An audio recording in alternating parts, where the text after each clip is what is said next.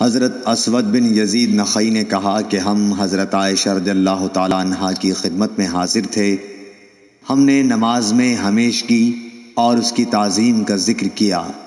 حضرت عائشہ رضی اللہ تعالیٰ عنہا نے فرمایا کہ نبی کریم صلی اللہ علیہ وسلم کے مرض الموت میں جب نماز کا وقت آیا اور اذان دی گئی تو فرمایا کہ ابو بکر سے کہو کہ لوگوں کو نماز پڑھائیں۔ اس وقت آپ سے کہا گیا کہ ابو بکر بڑے نرم دل ہیں، اگر وہ آپ کی جگہ کھڑے ہوں گے تو نماز پڑھانا ان کے لیے مشکل ہو جائے گا۔ آپ نے پھر وہی حکم فرمایا اور آپ کے سامنے پھر وہی بات دہرا دی گئی۔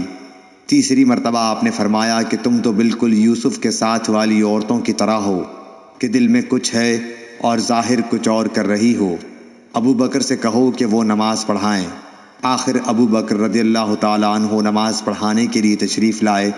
اتنے میں نبی کریم صلی اللہ علیہ وسلم نے مرض میں کچھ کمی محسوس کی اور 2 آدمیوں کا سہارا لے کر باہر تشریف لے گئے۔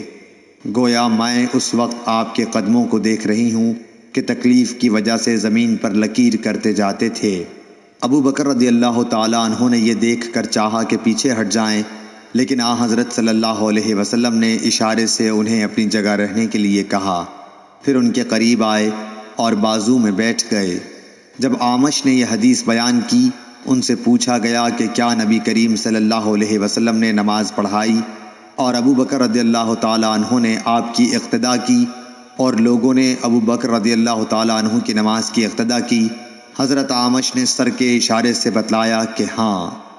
ابو داؤد طیالسی نے اس حدیث کا ایک ٹکڑا شعبہ سے روایت کیا ہے اور شعبہ نے اعمش سے، اور ابو معاویہ نے اس روایت میں یہ زیادہ کیا کہ حضرت صلی اللہ علیہ وسلم حضرت ابو بکر کے بائیں طرف بیٹھے، پس ابو بکر رضی اللہ تعالیٰ عنہ کھڑے ہو کر نماز پڑھ رہے تھے۔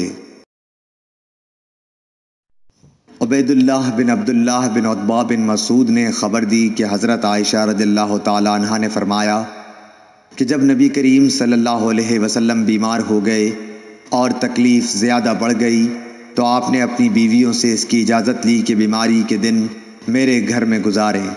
انہوں نے اس کی آپ کو اجازت دے دی۔ پھر آپ باہر تشریف لے گئے۔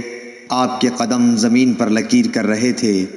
آپ اس وقت عباس رضی اللہ تعالیٰ عنہ اور ایک اور شخص کے بیچ میں تھے، یعنی دونوں حضرات کا سہارا لیے ہوئے تھے۔